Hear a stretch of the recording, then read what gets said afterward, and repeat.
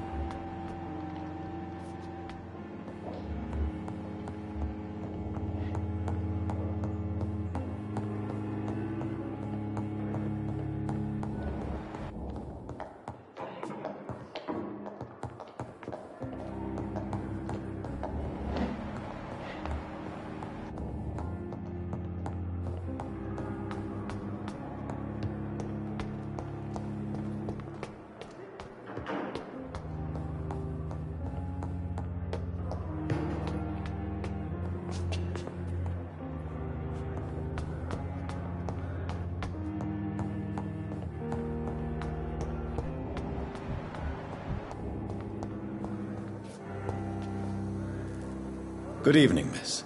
I'm Dr. Reed, the new surgeon at the Pembroke Hospital.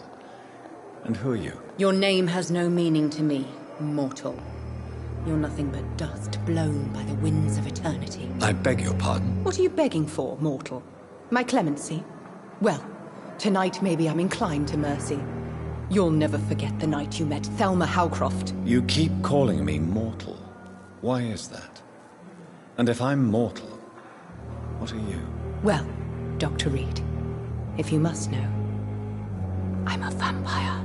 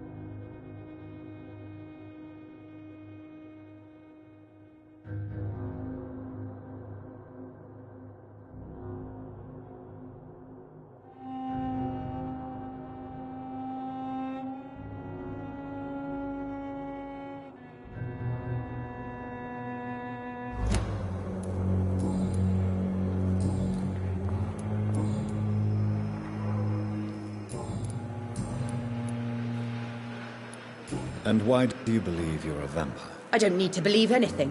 It is what I am. It is what I feel within this hollow shell of flesh.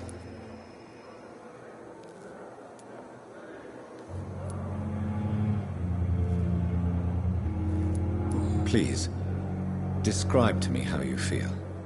What is it like to be a vampire? I can hear my body crumble from the inside as my flesh cracks and fades. I sense the last pulse of pustulant blood within my drying veins. I need new blood. I see. Have you ever heard of Cotard syndrome, Miss Howcroft? Never. It's a mental illness discovered by a French neurologist named Jules Cotard. The affected patients are delusional. They believe that they are putrefying, that they are dead, a ghost or a ghoul, or in your case, a vampire. Delusional, you say? Oh, sad and petty mortal. You can't even begin to understand the concept of immortality. And you think it is I who am delusional. Do you require my services, Miss Howcroft? I have no need for your medicine, Dr. Reed. Blood is the only drug I need.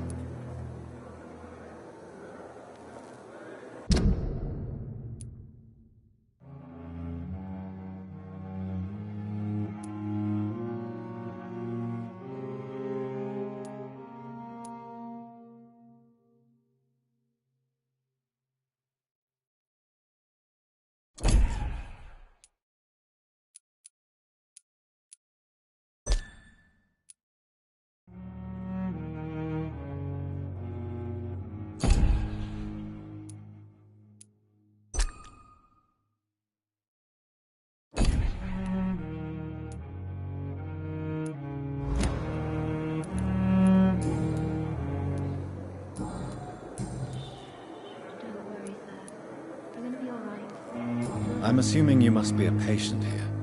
Am I right, Miss Howcroft? It's only a cover. To hide from my enemies. I can leave whenever I want. As a woman, a spirit, fog, or bat. Who are these enemies you mentioned? Can you describe them? I cannot say for sure. But I sense their eyes on me from nearby. I feel them watching me every time I visit the garden near the morgue. The staff here are not your enemy. They're here to help you, to care for you. I'm not speaking of the doctors in white. I'm speaking of the men and women who hunt me. For I am a vampire! I see. Don't worry. These people will not find you here. I'll personally make sure they leave you alone. Thank you, mortal. But do not interfere with them, for you are no match for those that hunt me.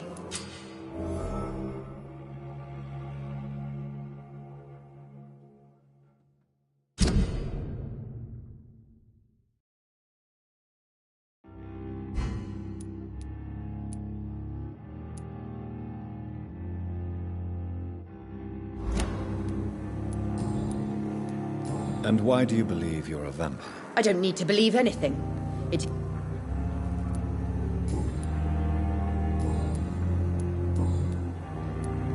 Who are you really, Miss Howcroft? I mean, apart from being a vampire. Is that not enough for you, puny mortal? What do you require? Proof of my powers? I'm curious to know who you were before becoming a vampire. It was such a long time ago, I don't remember. Centuries of unholy life can have strange effects on one's minds, you see? Do you require my services, Miss Howcroft? I have no need.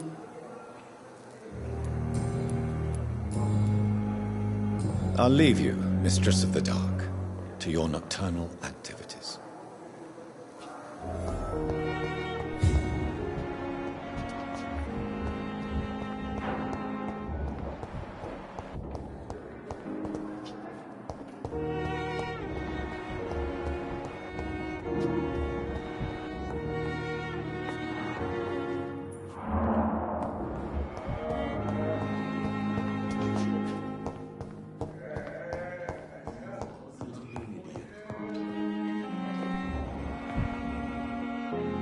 Good evening, sir. I'm Dr. Reed.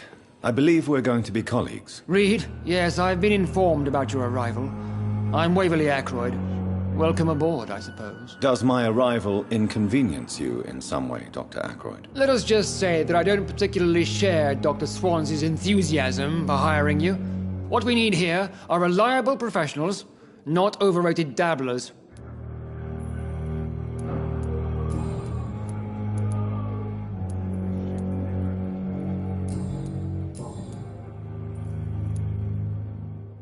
If you have a problem with me, Dr. Ackroyd, please feel free to tell me. Dr. Swansea has imposed your presence on this hospital without asking anyone's advice. The benefit of his position. But I don't agree with it. I know we've never met before, but I believe this hospital could use all the help it can get. You will agree with that, I'm sure. Oh, but I have heard about you, Dr. Reed. Of course, you can't say the same about me, since I have not wasted my time courting the press.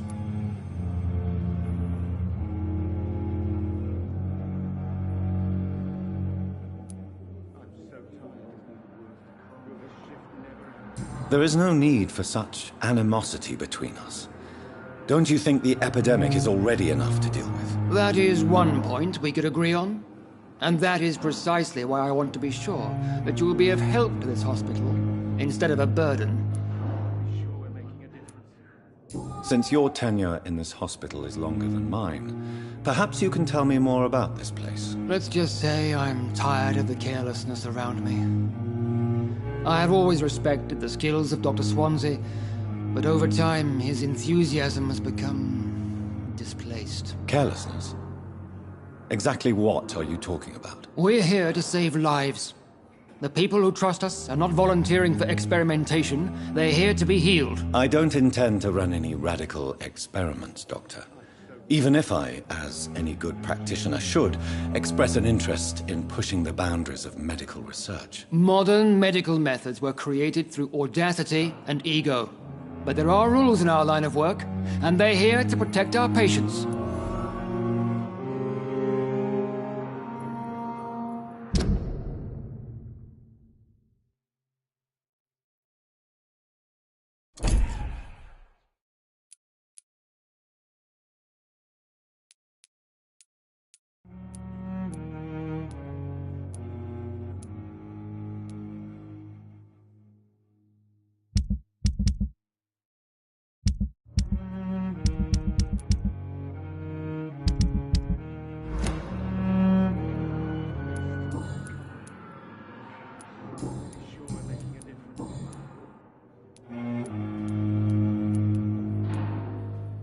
Do you need my assistance? Not at all.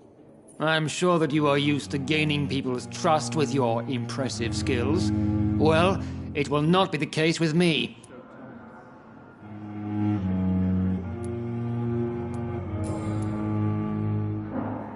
I don't know what you've heard about me, but I have already proved my value as a practitioner. I don't question your skills, Dr. Reed, but your motive.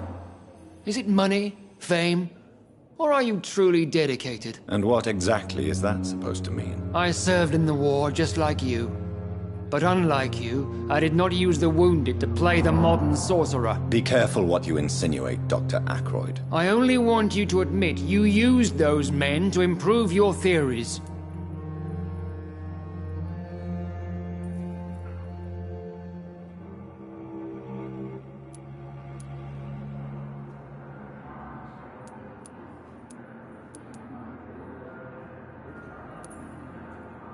Knowledge has always been and will remain our main weapon, and it has always come at a price.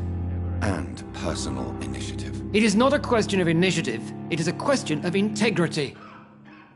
These men and women have put their faith in us, Dr. Reed. It seems you have bad memories of your military service. I refuse to see this industrial slaughter as scientific progress. War only reveals the worst in men. We can at least agree on something, Dr. Ackroyd. Thank you for your time. We'll talk later. How can we be sure we're making a difference?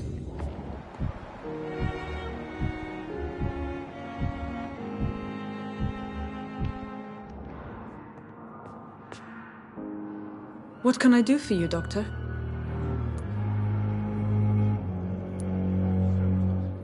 Thank you, Nurse Crane.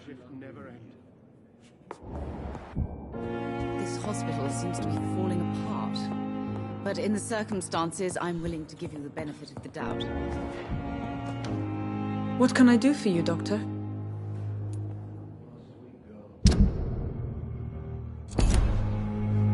Thank you, Nurse Crane.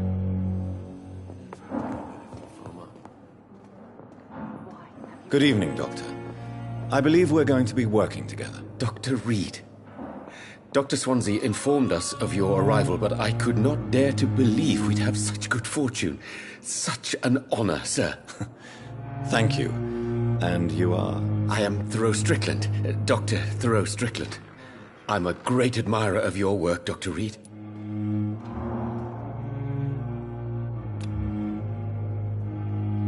Do you need my medical attention, dear colleague? You don't have to worry about me, Dr. Reed. I am here to assist you, not to be a burden.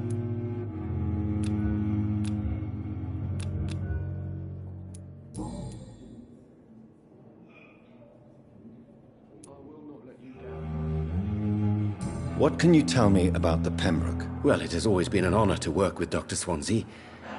But with your arrival, I can't think of a better opportunity to learn about blood transfusion.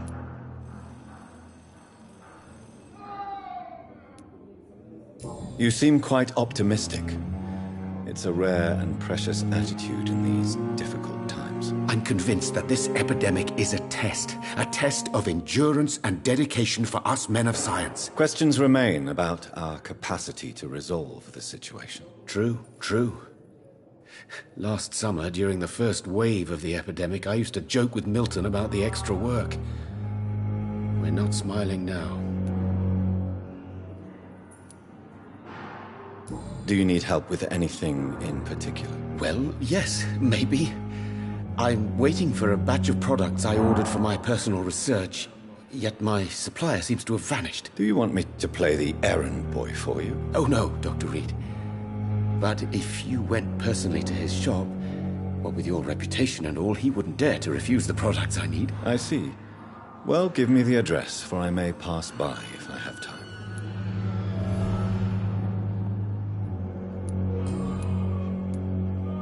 Please, could you tell me something about yourself? I'm a great admirer of your work concerning blood transfusion, Dr. Reed. I run my own experiments. I'm convinced it's the future. I based my technique on my mentor's research. He helped me perfect my method. What is yours? I'd rather not talk about it. For now, it's just theories and first approach. My process is purely experimental. And unsuccessful. As long as you're cautious and methodical, you may remain empty-handed, but you won't fail. You're not the first one to warn me. But I am convinced knowledge is the main weapon against the ravages of this epidemic. What made you choose to be a doctor? I'm not ashamed to admit you and your work have inspired me. I am honored to have the opportunity to work by your side.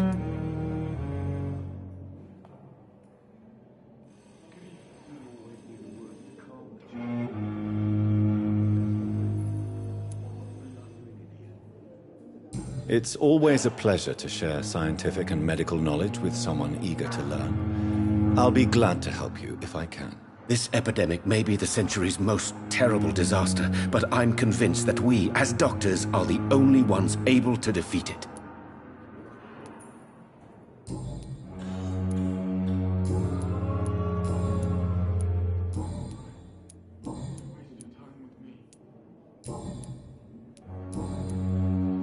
What do you think of Dr. Ackroyd's aversion to modern medical methods? It's a shame he's so narrow-minded. Dr. Swansea taught me that science is about exploring uncharted territory. I'm convinced that's true. With the influenza and all that's going on, you should put your differences aside, don't you think? Why is it so difficult to work together? I believe that if Dr. Ackroyd had been the one to discover the transfusion process, he would be the first to recommend its use. So you believe it's just a question of jealousy and pride? Dr. Ackroyd is as proud as he is blinded by his obsolete concept of medical science.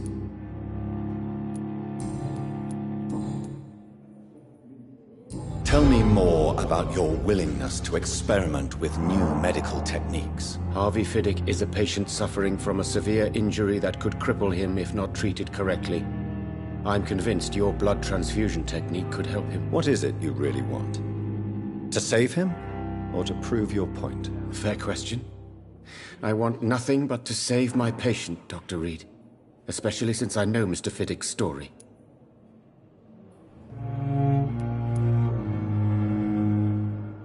Tell me Mr. Fiddick's story. Our first diagnosis was compromised because Mr. Fiddick lied to us about the real origin of his injury. He first claimed it was an accident. But why would he hide such crucial information from us? Because he is a proud father. Ashamed of putting his children at risk because of his own negligence.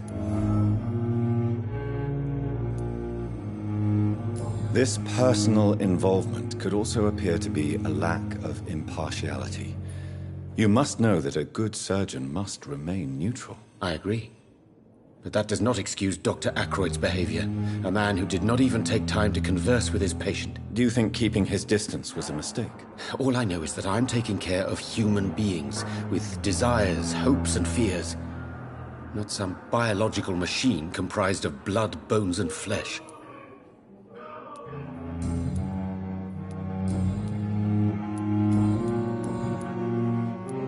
Goodbye, Dr. Strickland. I'll never forgive anything from her. I'm alright.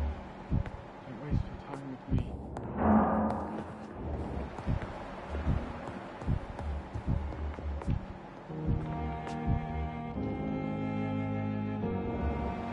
Let you down, my boy. Good evening, madam. Can I help you? It's my son who needs you, sir. I'm Dr. Jonathan Reed. How can I help your son? I'm Beatrice Goswick, mother of Mortimer Goswick. Could you check on him, please, Dr. Reed? I've heard much of your talents as a physician. Goodbye, Mrs. Goswick. Good evening. I'm Dr. Reed. Can I help at all? No, Really? Why are you here, then? I don't want to talk. My throat hurts too much. I suppose that this pain is the reason you're here. Is someone taking care of you? Yes. And no. Could you at least tell me your name, sir? Mortimer. Mortimer Goswick. Do you need any help? I'm afraid I may, sir. I don't mean to be a burden.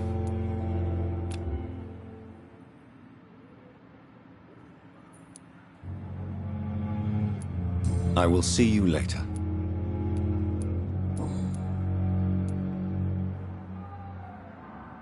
How painful is your throat, Mr. Goswick? So painful I'd rather not talk at all, Doctor.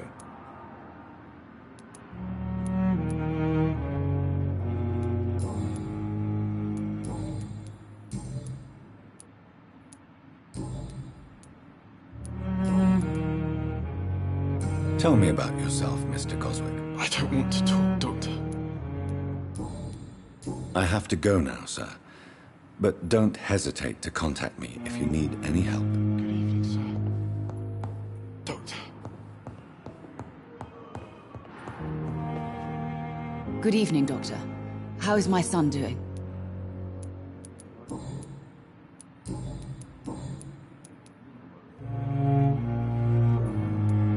What can you tell me about yourself, Mrs. Goswick? Not much to say. Just take care of my Mortimer and I'll cover all the expenses. That's all that matters. Goodbye, Mrs. Goswick.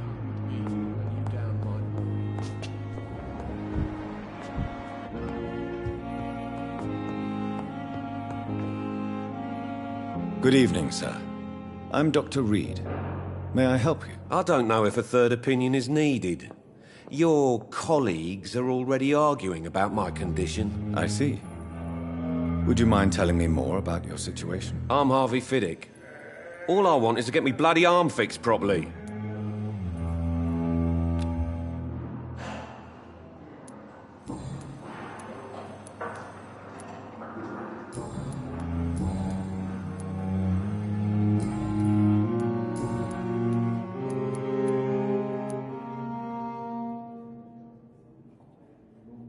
Are you satisfied with your treatment here? Well, it's clear that I've chosen a bad time to be injured. Forgive my bluntness, But you seem overwhelmed by cases of the flu. I won't lie to you about it. I'm afraid we are. Are you sure you don't want to operate yourself, Dr. Reed? I have the feeling you're very capable. And your colleagues seem to think so too. In other circumstances, you would be right. But for now, I don't think I can take on the responsibility. My apologies. Tell me about yourself, Mr. Fiddick. I'm just a regular guy waiting to get his arm fixed, so I can return to work and to my family. I was more curious about what you were doing before being hospitalized. I'm a carpenter, and a good one too. But that means I need both arms to feed my family, Dr. Reed. Tell me about the doctors who are arguing about your case. Strickland and Aykroyd. They both want the best for me, but there's a lot of pride there. Doctors are no different from carpenters, it seems. What do you mean? I often had professional arguments with rivals on a building site. Difference is I disagreed about wood and nails, not flesh and bones.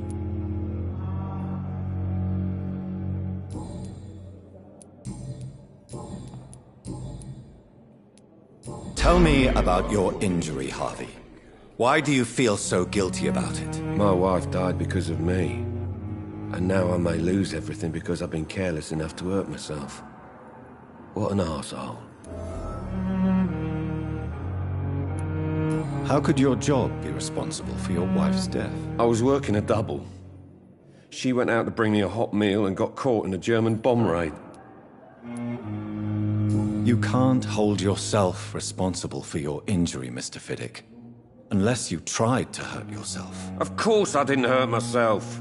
But I can't work until my arm is fixed. My children need to eat, Doctor.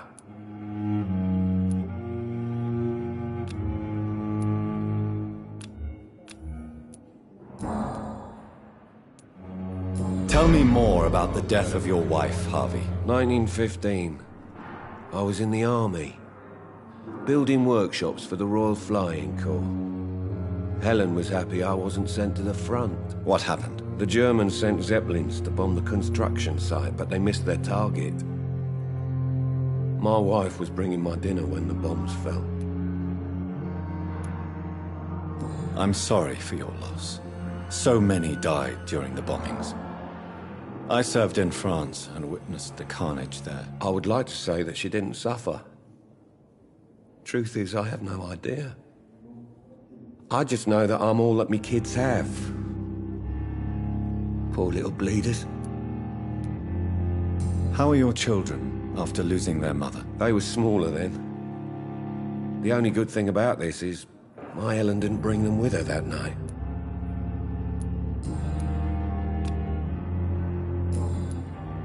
Goodbye for now, Mr. Fiddick. I'll see you later. You always knew the words to calm the children, Helen. As for me, what a blundering idiot.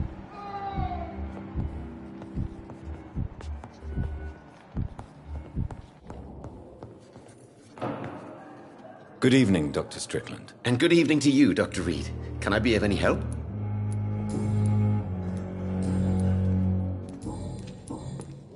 Goodbye, Dr. Strickland. I'm quite busy right now, Dr. Reed.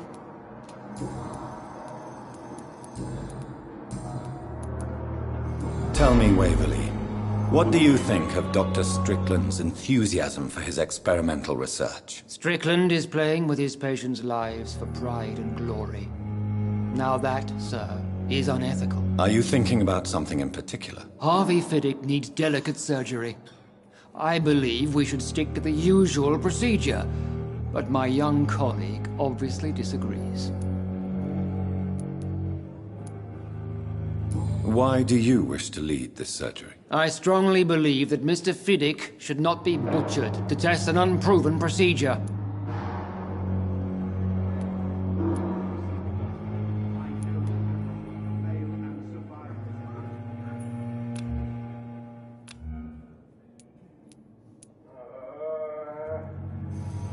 If you are going to lead this surgery, I'm trusting you to assume the consequences of your actions, whatever the result. I'm not the kind of man who runs away from his responsibilities, Dr. Reed. There is no need for you to be looking over my shoulder. And are you not afraid that your rivalry with Strickland may be blinding you? Rivalry? I guess you could call it that. But I will never be childish enough to let my personal feelings affect my judgment.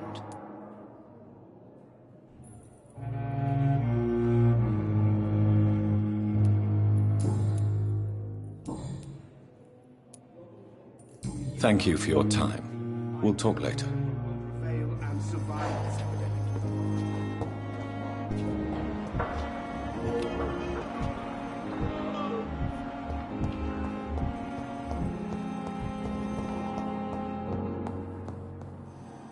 Good evening, Mr. Fiddick. Good evening, Dr. Reed. Any news about my operation?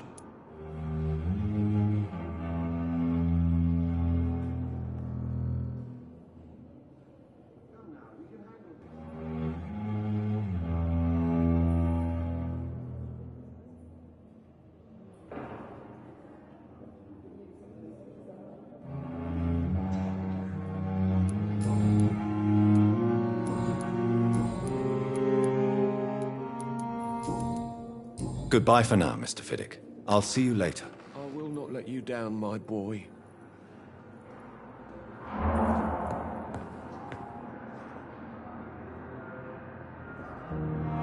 alright. Don't waste your time with me. My sweet girl. Reads me like a book. I never could keep anything from her.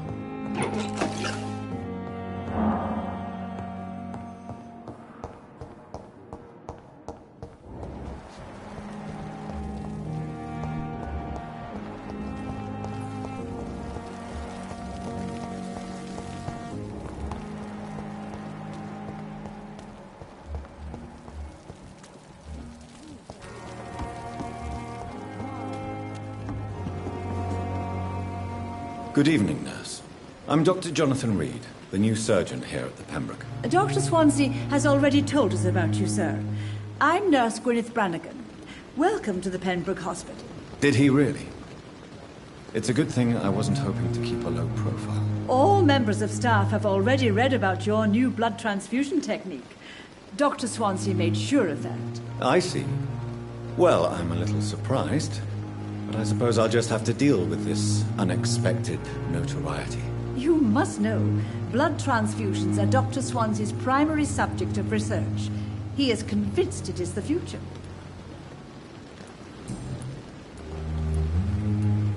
How are things here? Not good, to say the least. We're struggling against an invisible enemy, more lethal than any bullet from a gun. It's hard, Doctor. An invisible enemy? Quite a poetic term for a disease, especially from a nurse. Sorry, Doctor. These last few weeks have been exhausting. We could all do with a good night's sleep. Do you think this hospital can survive the epidemic? We are all volunteers here, and we're trying to hold fast, but how do we beat an invisible killer? Some nurses have already resigned. I'm not familiar with all the staff yet. Perhaps you could help me. Brilliant professionals, most of them. Dr. Swansea has a gift for recruiting talent. Most of them. Is there a problem I should know about, nurse? It would be inappropriate for me to speak ill of a colleague. Is there anyone that stands out? Well, I have never met someone as dedicated as Dr. Tippett's. He should be a standard for us all here. If only he were younger. Why should his age be a problem? I guess it's fair to say he's always pushing himself to the limits. He just doesn't know when to stop and get some rest. Nurse Brannigan, if you do know something, please tell me. Anything you say will be held in confidence. No. I may disagree with some conduct, but in the end, everybody is doing their best.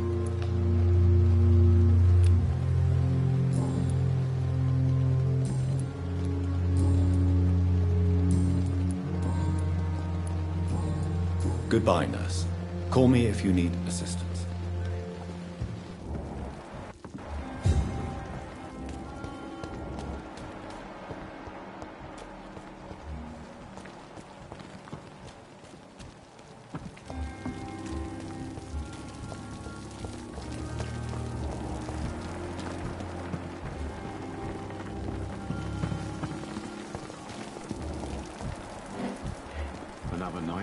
glorious battalion of Pembroke.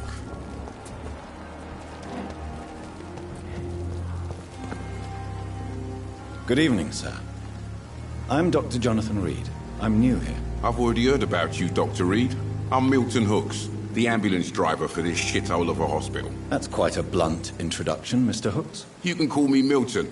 I like to speak my mind, Dr. Reed. Perk of the job. Don't judge me, and I won't judge you. I'm not sure I understand what you're talking about. Well, I'm no doctor, but I'm pretty sure a gun can't be used as a surgical instrument. You have a keen eye. I learned to shoot during the war, and have carried one ever since. Old habits die hard. No need to explain, Dr. Reed. And if you ever need a better gun, remember, I may have something for you.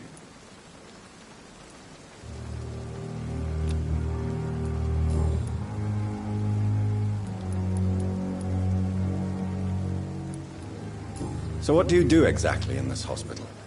Apart from smuggling guns, I mean. I've been an ambulance driver since... too long, I guess. I bring sick people here night and day. It's a dirty job, but I get it done. Most of the time.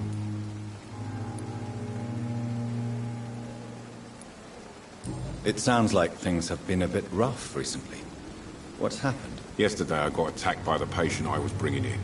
I escaped from the hospital's garden, but I lost my wallet when I was running. You left an infected patient outside the hospital? That's incredibly dangerous. Go there yourself if you want, but be careful, Doctor. I'd rather not bring your dead body back.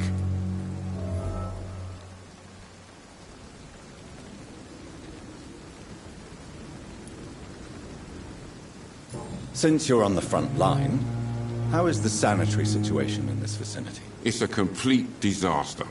It's even getting dangerous to enter some streets or buildings. Even the locals attack you.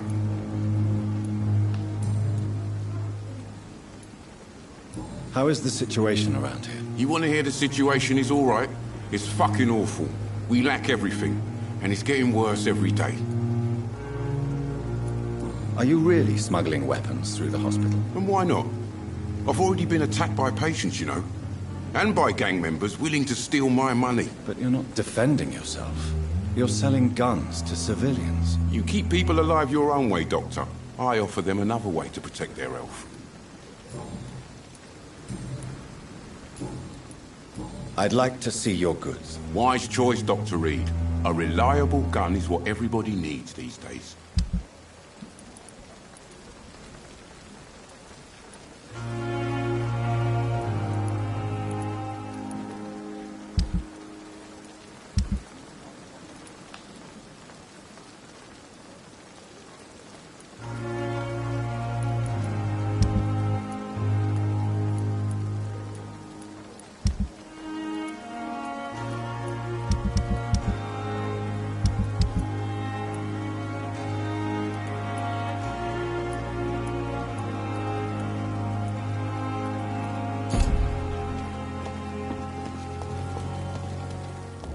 Another night with the glorious battalion of Pembroke.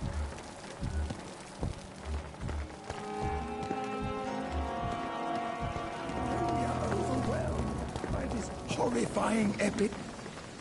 Good evening, sir. So it is true. The famous Dr. Reed has joined us. I can't think of any better news during these terrible times. Do we know each other? Actually, yes. We met once before. At the Rockefeller University in New York. Dr. Tippett, yes, I remember. I was assisting Professor Carell in his research about coronary bypasses. He had nothing but praise for you. He was also very confident about your future. And look at you now. Eminent surgeon and blood transfusion specialist.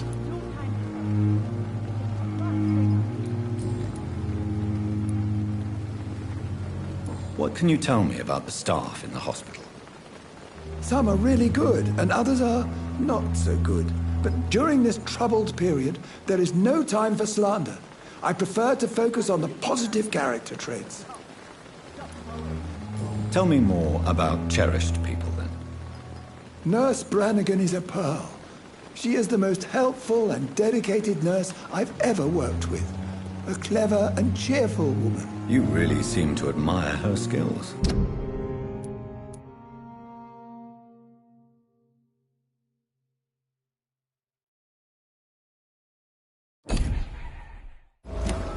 I'll go even further.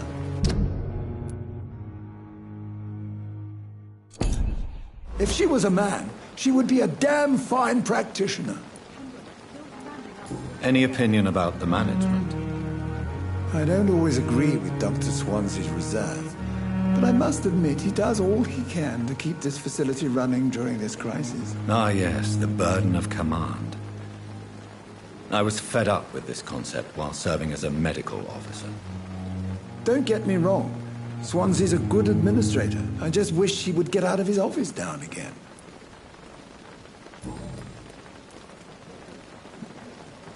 What is the Pembroke Hospital situation? And please, speak freely. This hospital is not exactly the best of London. I'm sure you are used to working in a better environment.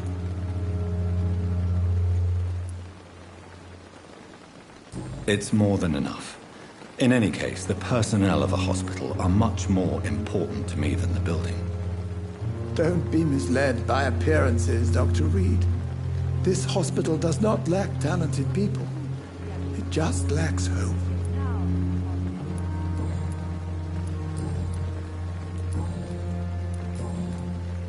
You're exhausting yourself, Corcoran. Maybe you should think about preserving your strength. No. We must keep on healing all those poor souls. We are the last rampart before chaos. Once more, unto the breach.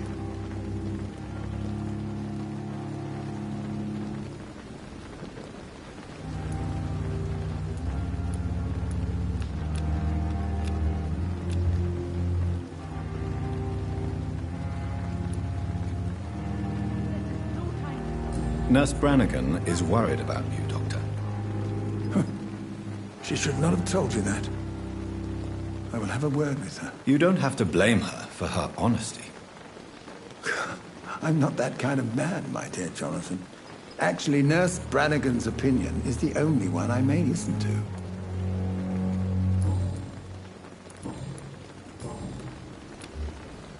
Goodbye, Dr. Tippett. Good evening, Nurse Brannigan. Good evening, Doctor.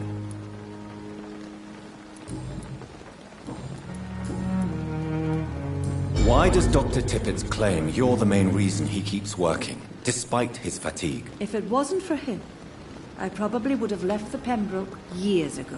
Dr. Tippett does not think of you as just a nurse anymore, does he? If you're suggesting he's not taking my gender into consideration when it comes to medical practice and knowledge, I really hope he doesn't.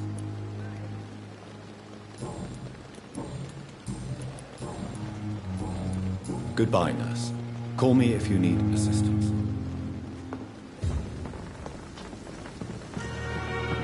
If only I were young again. Just a Good evening, Dr. Tippett. Dr. Reed, any good news to share?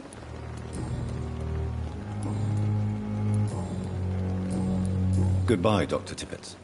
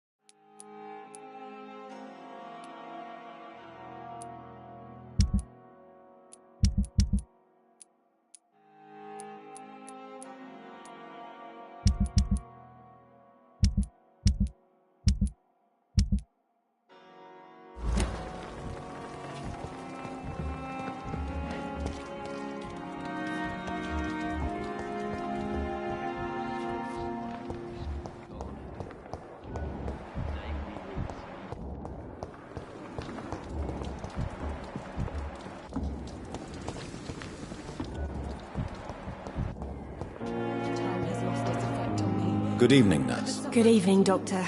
I don't think we've been introduced yet. My name is Pippa Hawkins. And I'm Dr. Jonathan Reed. Dr. Swansea has recently offered me a position in this hospital. Well, it's a euphemism that your help will be appreciated, Doctor.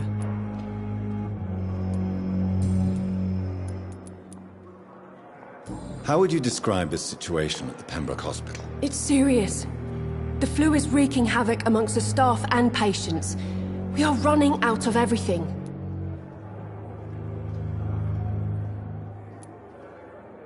Nurse Hawkins, the Spanish flu won't last forever. Even the Black Plague didn't kill everyone. I wish I could believe you. But what if this epidemic was worse? What if in the end, nobody was spared? You must get a hold of yourself, nurse. Sorry, I'm exhausted. No one has any idea when this epidemic will be over.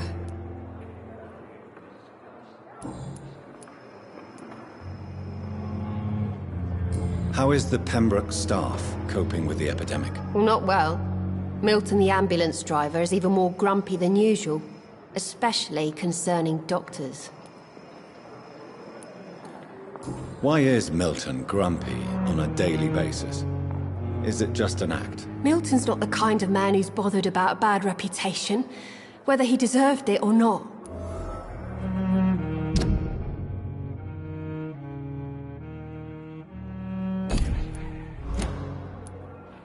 Why does Milton dislike doctors? I don't know. Just ask him. But be warned, Milton is not the chatty type. How long have you been a nurse? Well, long enough to see that the epidemic is winning. And no matter how qualified you are, don't tell me you'll change that.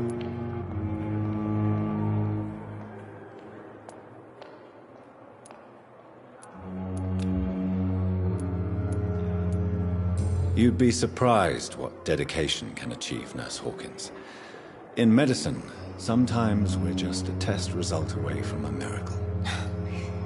Sorry, Doctor. I don't want to sound bitter, but I'm just too tired to give a pep talk like Nurse Brannigan.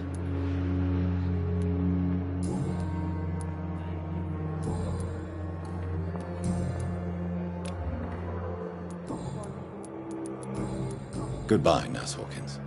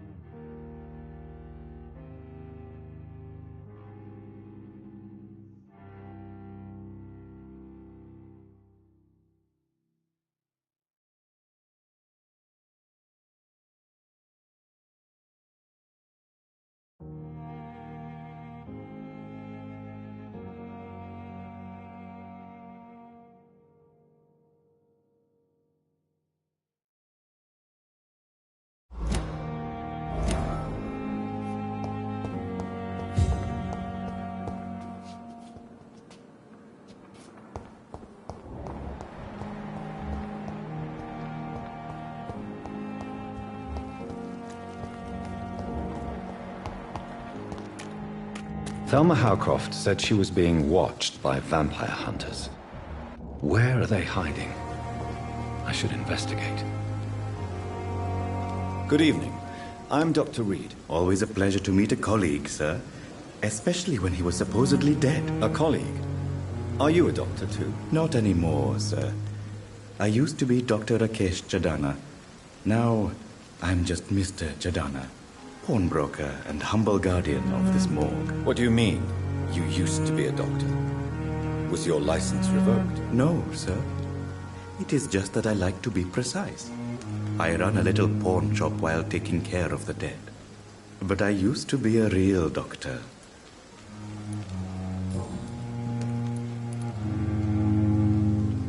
Do you work here alone? Yes, very easy work, sir. All I have to do is watch a few bodies. The situation was very different when the main morgue was still open. Why do you have to watch these bodies? Because these poor fellows have no names. We keep them in case someone comes looking for the missing. Sadly, very rarely happens. Why close the hospital's main morgue? It was for sanitary reasons after the beginning of the epidemic.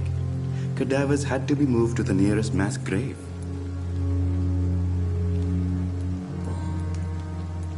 Are you afraid or uneasy being surrounded by so many corpses? Why should I? These bodies are empty vessels. Flesh left to decay. Poof! No soul anymore. All gone. An interesting point of view. And quite an exotic one, too.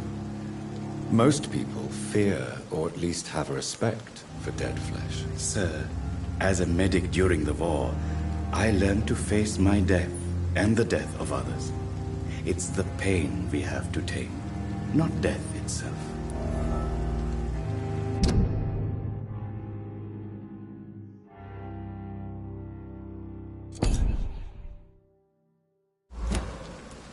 How did you get this job? After I left the army, I worked as an undertaker down by the docks.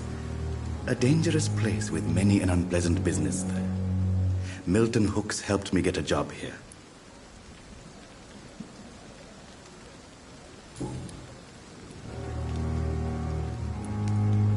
Have we met before? I don't think so, sir. Why? When we first talked, you said you were glad to meet me since I was reported dead. Funny story, sir. Your sister came here a few nights ago. You were missing, and she was looking for your body. She must be very relieved now.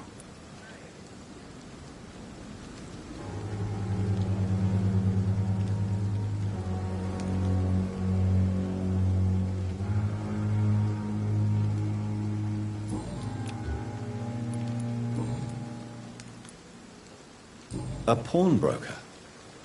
I expect you get all types of people here. Yes, sir.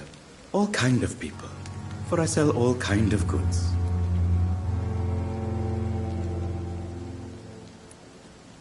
Who comes here to trade with you? It's very unhygienic, even unsafe. Diseases can spread. For the customers, for the hospital. I'm very cautious, sir. I've been a doctor, remember? And all my clients are good people. In fact, I think I only know good people. What kind of goods? With the quarantine, it's not always easy to buy things. So I trade, I exchange. Some people sell, some others buy. I like to help.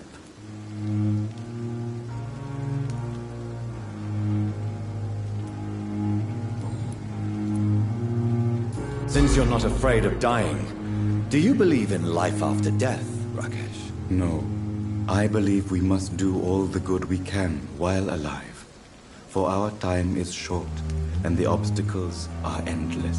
Do you think you would enjoy immortality as a concept? I don't think so. Don't mistake me. I love life, and I'd like to live a long life. But everything has to decay, sir. Even goodwill. Do you really believe goodwill cannot last? As I said, sir, everything decays. If I was to never die, goodness, I would be bored or worse. And I like to be helpful, sir. Quite depressing, wouldn't you say? Yes, but the good news is, we'll all die before losing our humanity, sir. So you're ready to die? No, I am not. I don't fear death, for I won't see it. What troubles me is the pain my death will inflict to those I know. You're a wise man, Mr. Chidana. No, Dr. Reed. I am a foolish man. But I like to think otherwise.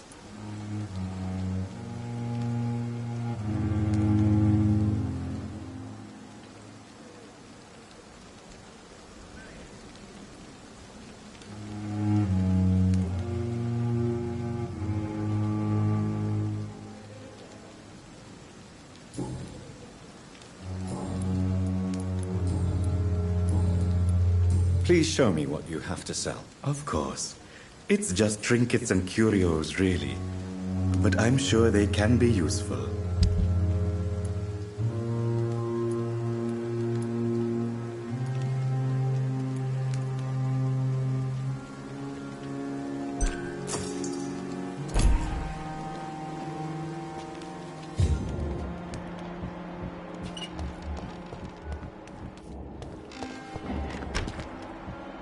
I'm sorry you ended up on my plain and cold medical bench, sir.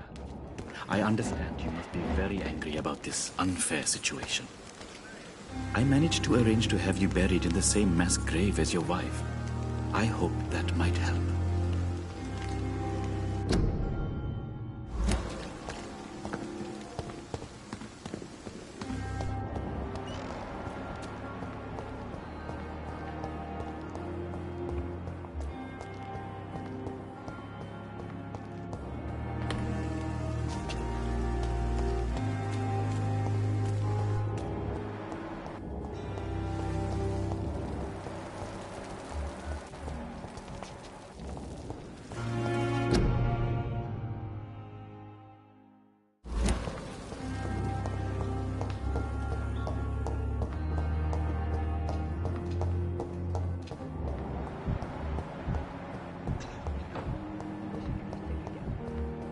Blood boil with the fever.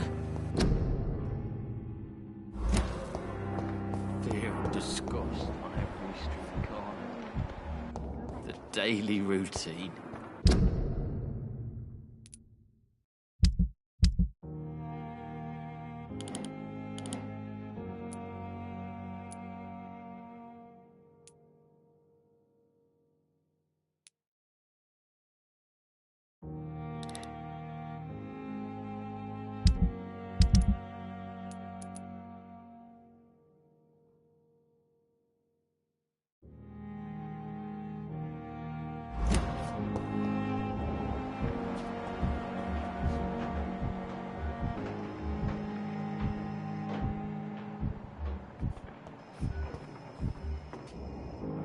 Good evening, sir. Can I help you? Unless you're here to fix my face. No. I don't think you can help me. I'm Dr. Reed. I've recently taken the position of head surgeon here. War injuries, am I right? You guessed right, Doctor. German shell took my pretty little mug right off. But they still call me Thomas Elwood.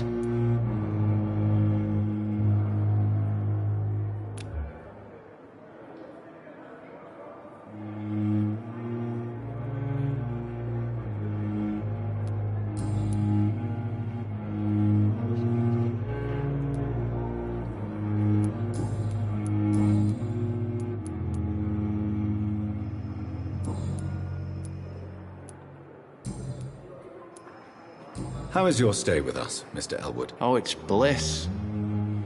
I just escaped death in the trenches to be surrounded again by the moans of the dying. Can I ask you precisely why you're a patient here? It's the pain, sir. The drugs don't work. It just hurts under the scars, if you get my drift. Can I do anything for your pain? Nurses gave me a bunch of pills. No effect. Told you. It's like the flames are under my skin, burning away. Who is treating you? Is someone in particular looking after your case? Nobody since the old and tired doctor spoke to me. Started to think I was forgotten about. Wouldn't blame you. You don't seem worried by that. My face hurts so much more when I smile or cry. I've learned it's easier not to speak. But be assured I'm smiling inside. Why do you feel responsible for the injury, Thomas? What really happened? I wasn't disfigured by any German shells. It happened during my leave. It was an accident. Why lie about it? Come on. It's one thing to come back disfigured by the Germans, and it's another to get injured in an accident that could have happened to anybody.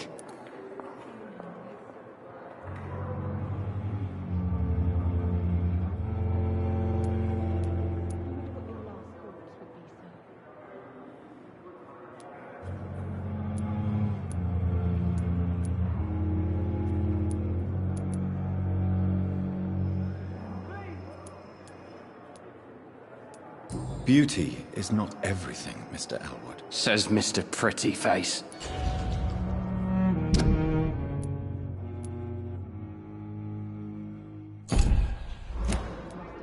Tell me what really happened then. I went with a whore in Rouen. Dead drunk I was. The hotel was a shithole. There was a fire that night. Did you start the fire?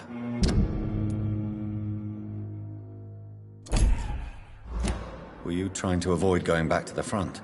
That's not uncommon, you know. No. It's just that I was asleep when the flames reached the room. The girl was long gone. Bitch never woke me up. Left me to burn.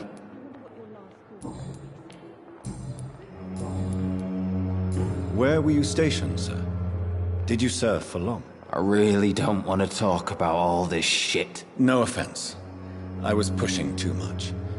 I served in France myself. I just wanted to know what happened to you. You were an officer, weren't you? Then I doubt we fought the same war, sir. No offense. How close are you to Miss Horcroft? Are you aware that she thinks she is a vampire? To wait for her next nibble is the best reason to stay here. Every time she approaches my bed, she treats me like something tasty. A normal person. Aren't you afraid? She may hurt you if the game goes too far. She's quite harmless, I can assure you. Her head's broken inside is all. While I'm busted on the outside. But she's still beautiful.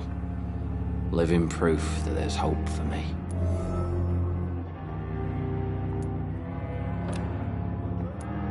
So do you let her bite you? You know that's not sanitary. And why not? She's only supping a few drops of my blood. And the pain, it's real for once. She could decide to bite less willing patients. Then it's another good reason for me to stay here, Doctor. You do realize she's mentally disturbed. It's called the Cotard syndrome. She truly believes she's a vampire. In her madness, she never refers to my scars. And frankly, if I could, I'd join her world. It seems much more fun than the real one.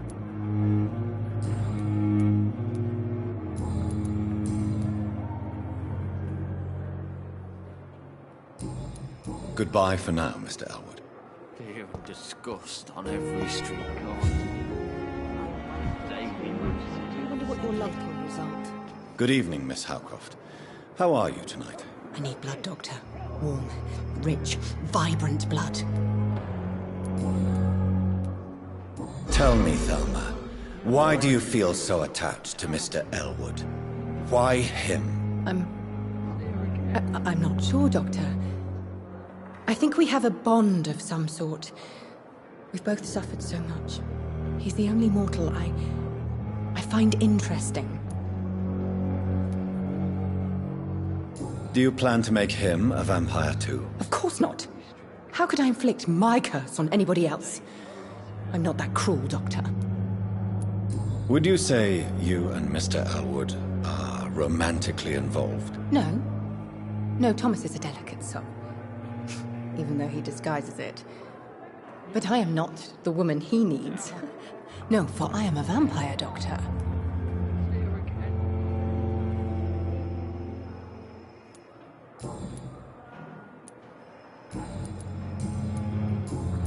I'll leave you, Mistress of the Dark, to your nocturnal activities.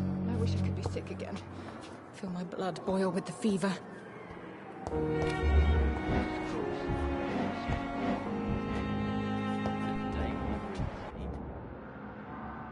Good evening, Mr. Hampton.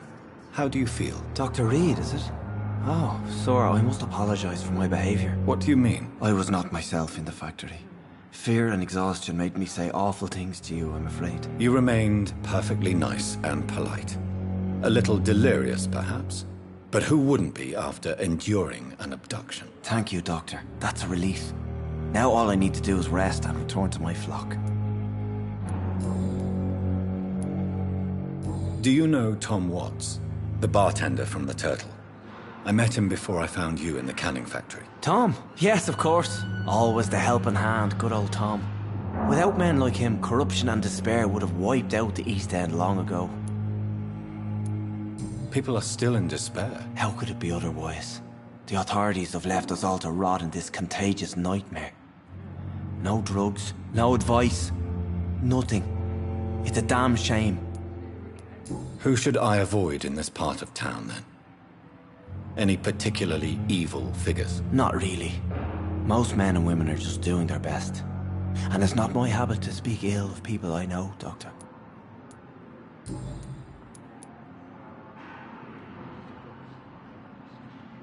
How did you end up in William Bishop's den? I had received alarming news about his recent behavior. I went to his place and he refused to let me go. Why did he abduct you? William was an alcoholic. His addiction suddenly changed to blood. I don't know why. Just like a patient I met here. This Miss Hawcroft. You dared to enter this awful place alone. You're a hero, Mr. Hampton. Or a fool. I'm just a man trying to help his friends, Dr. Reed. William Bishop was a conflicted soul, searching for light. What is the general situation in the East End docks? The situation has always been tough, with a lot of tensions between the gangs and the Dockers' trade union. The Wet Boot Boys are very nervous since they lost their leader. Who leads the gang now? Since Clay Cox went missing, it's his wife Edwina who runs the show, with the assistance of her minion, Booth Digby. Has the gang been threatening you? Ah, no. I've had this nickname for so long, you know, the sad saint of the East End. No one dares to bug a saint, not even criminals.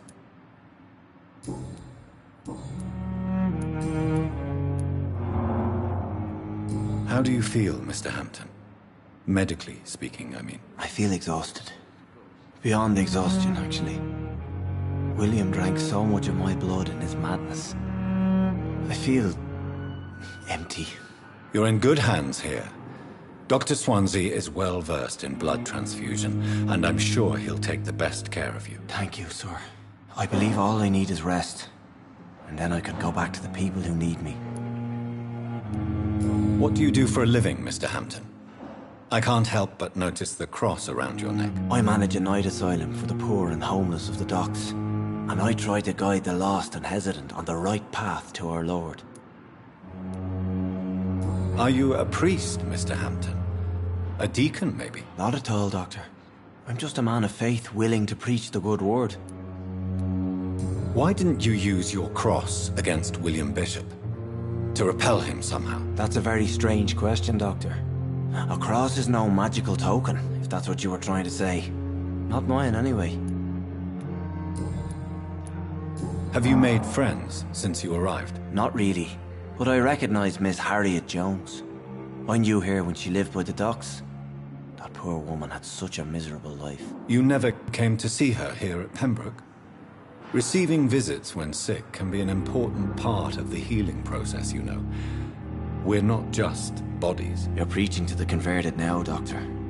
To be truly honest, I thought she was dead.